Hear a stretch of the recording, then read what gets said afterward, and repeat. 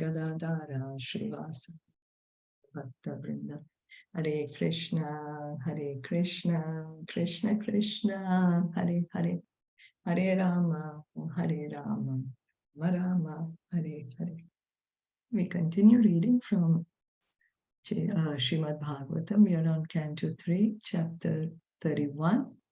We're going to read text 20. And we have been reading the prayers of the child in the womb of the mother. Soham vasan api vipo bahu dukhavasam garban na nirjigamise bahir andakope yatropayatam upasarpati devamaya mithya materiyad anusamsriti chakram etat. Translation and purport by His Divine Grace, A.C. Bhaktivedanta Swami Srila Prabhupada. Therefore, my Lord, although I am living in a terrible condition, I do not wish to depart from my mother's abdomen to fall again into the blind well of materialistic life. Your external energy called Deva Maya at once captures the newly born child, and immediately false identification, which is the beginning of the cycle of continual birth and death, begins. As long as the child is within the womb of his mother, he is in a very precarious and horrible condition of life. But the benefit is that he revives pure consciousness of his relationship with the Supreme Lord and prays for deliverance. But once he's outside the abdomen, when the child is born, Maya, or the illusory energy, is so strong that he is immediately overpowered into considering his body to be his self. So inside the womb of the mother, the human child, he is in perfect consciousness. He understands, I'm not the body.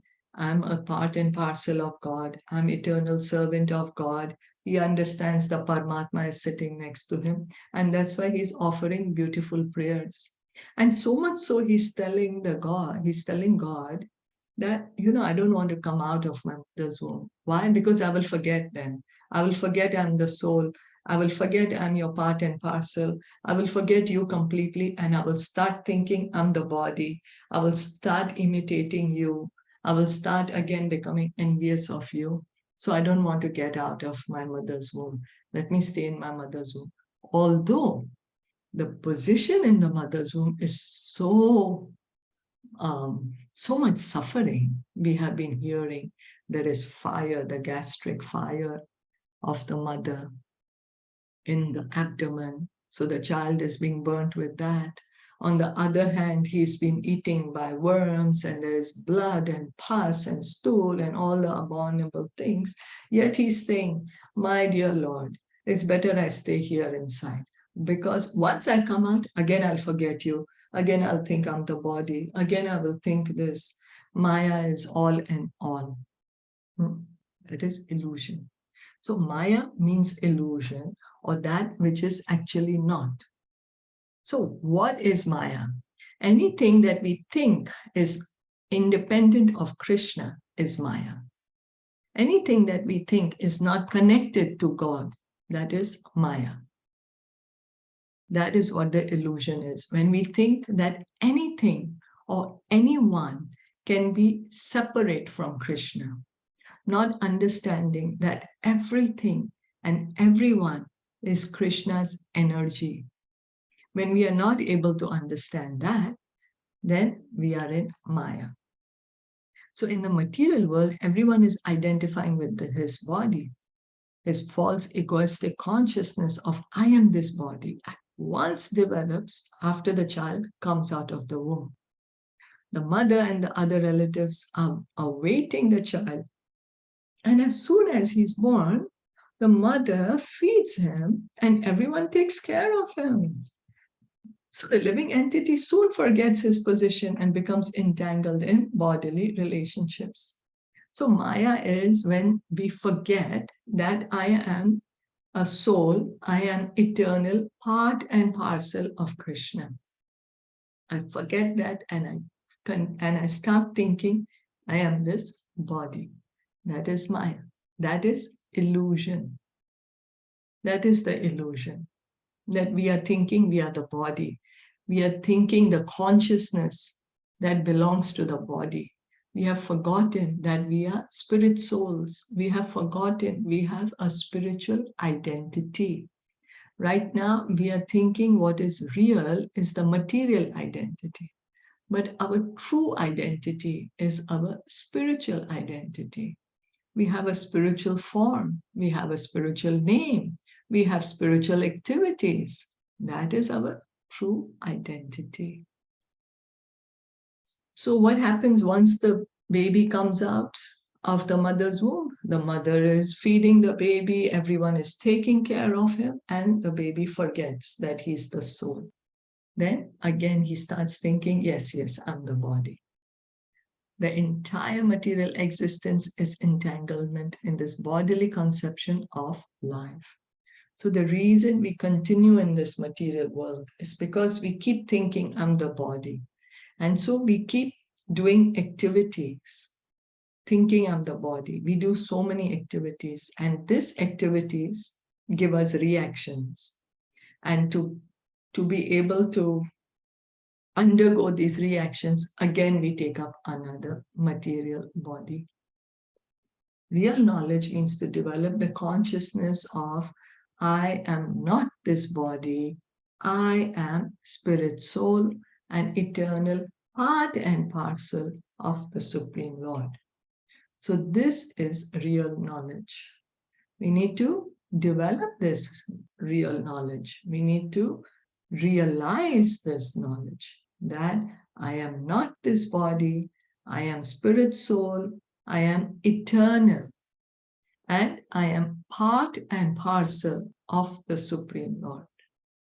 Real knowledge entails renunciation or non-acceptance of this body as the self. By the influence of Maya, the external energy, one forgets everything just after birth.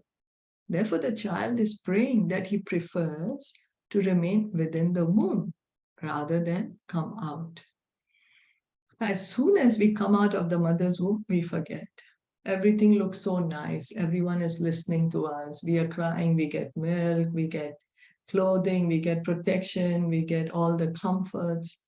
Then we forget we are the soul. We again get covered by Maya. It is said that Sukadeva Goswami, on this consideration, remained for 16 years within the womb of his mother. He did not want to be entangled in false bodily identification. So Sukadeva Goswami, we are hearing the Srimad Bhagavatam from Sukadeva Goswami. Sukadeva Goswami spoke this beautiful Bhagavatam to Maharaj Parikshit. And that's why the Bhagavatam, which was already so sweet, has become even more sweeter because it's spoken by the lotus lips of Sukadeva Goswami. So he didn't want to come out of his mother's womb. He was already a liberated soul. He was on the Brahman platform, full of knowledge. He was, that I am Brahman, I am soul. That's why he didn't want to come out of the mother's stomach. After cultivating such knowledge within the womb of his mother, he came out at the end of 16 years and immediately left home so that he might not be captured by the influence of Maya. So what happens? That he left home. He said, no, I don't want all this Maya illusion. He was on the platform of knowledge, of the Brahman platform. Then after he heard Bhagavatam from his father, Vyasadeva, he became a devotee. I forget that did he hear the Bhagavatam while he was in the womb of his mother or after he came out of the womb? That I can't remember. But anyway, he was a perfect soul, already understood that he is the soul, not the body. And then he heard the Bhagavatam from his father, Srila Vyasadeva, and he became a pure devotee. So the influence of Maya is also explained in Bhagavad Gita as insurmountable. But insurmountable Maya can be overcome simply by Krishna consciousness. That is also confirmed in Bhagavad Gita, chapter 7, text 14. So Krishna says, Mama Maya Duratyaya Devi hi esha gunamai mam maya duratyaya mam eva ye prapadyante mayam etam tarantite. This is Bhagavad Gita, chapter 7, text 14. Krishna says this material energy, she is my energy, Mama Maya, my energy. Devi hi esha gunamai. He says, Devi, this is divine energy, which is consists of three modes of nature, gunamai, three modes of nature. Then he says she's very difficult to overcome. It's not easy to overcome Maya. You know, if we think by our mind, by ourselves, we are going to overcome Maya, it's very difficult. It can take many, many thousands and thousands of births to be actually able to do it by ourselves. So, but then what does he say? He says that those who surrender unto me can easily cross beyond it, can easily come out of this Maya. You just surrender unto me, you come out of Maya. As we spoke the other day, you know, you don't know where's my address, where do I stay, but you know you want to come to my house. You simply have to call me, send me a message or chat me. Oh, I need to come to your house. Can you please give me the address? And I will give you the address, and very soon you can come to my house. But if you say, no, you're not going to ask me, but you're going to try to find where I live, it can take you lifetimes because you don't know where I live. You simply have to ask me and I can give you the direction. This is what Krishna is saying, that you simply surrender to me. My dear God, I would like to come to your kingdom. I would like to come to the spiritual kingdom. This is surrender. And easily Krishna can make the way for us to go to the spiritual world. So by the influence of Maya only, one forgets his eternal relationship with Krishna and identifies himself with his body and the byproducts of the body, namely wife, children, society, friendship, and love. So right now we are thinking, I'm the body, this is my name, I am whatever, man or woman, I have this husband or wife, or I have this parents, or I have this brothers or sisters, or I have this children. You know, so many relationships we have based on the body. But because of Maya, illusion, we have forgotten our most important relationship, our eternal relationship with Krishna. Actually, our eternal relationship is with Krishna because we are souls. Whatever material relationships we have, they will come to end one day or the other, either when we leave the body or when our loved ones leave the body. So they will come to the end. But our relationship with Krishna, that never ends. It is eternal. It's only under the influence of Maya that we have forgotten our relationship with Krishna. And because of this forgetfulness, we are continuing in this material world, birth after birth and death and birth and death. The easiest way for us to revive our relationship with Krishna is by chanting the Hare Krishna mantra, chanting the holy name of the Lord, and hearing about him from Bhagavad Gita, from Srimad Bhagavatam. In this way, we can easily and swiftly get out of this material world. Reading on. Did anyone have any questions or comments?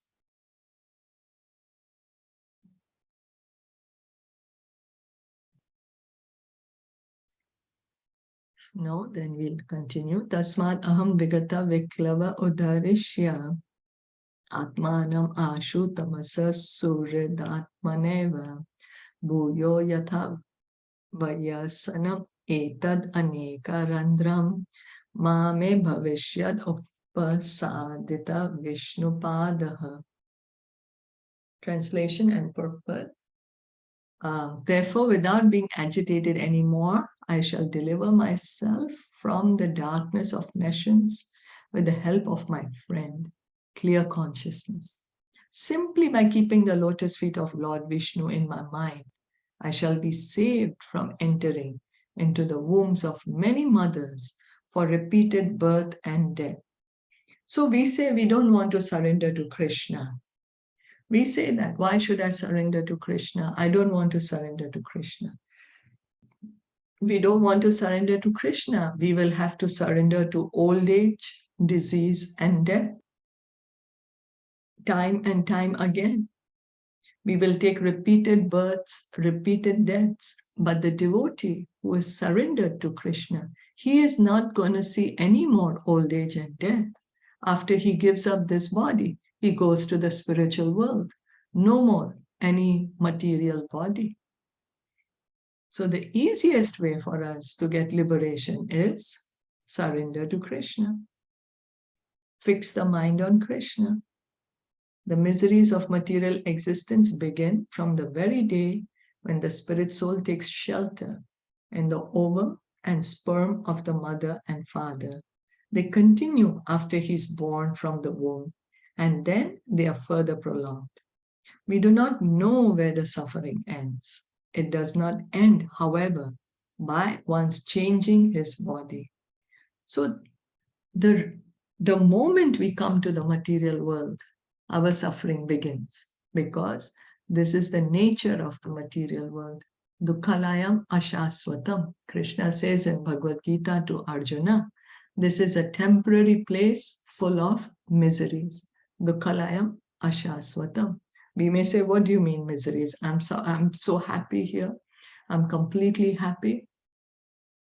It is said that only two people can be happy in the material world.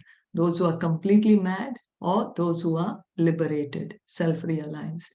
In between that, everyone is suffering. We are all suffering on account of having a material body. So we may say, oh, but birth is not a suffering. We are reading now how birth is also such a terrible suffering. It's just we forget it. We have forgotten what was the situation in the mother's womb. And then we think, okay, my suffering will finish after I give up this body. I will get another body and then I will have no more suffering. No. Because of this desire, we keep on taking newer and newer bodies. We think, oh, right now I'm suffering in this body. Better I give up this body, I'll get another body, and then I will not suffer. As long as we are in the material world, as long as we have material body, we will continue to suffer. That's the reason the best way is we should get out of this material world as quickly as possible. The change of body is taking place at every moment, but that does not mean that we are improving from the fetal condition of life to a more comfortable condition. And we can see our baby body is no more. We are no more in baby bodies. So we have changed our body, but we are still suffering. Then we had a young, youthful body, but we don't have that youthful body anymore.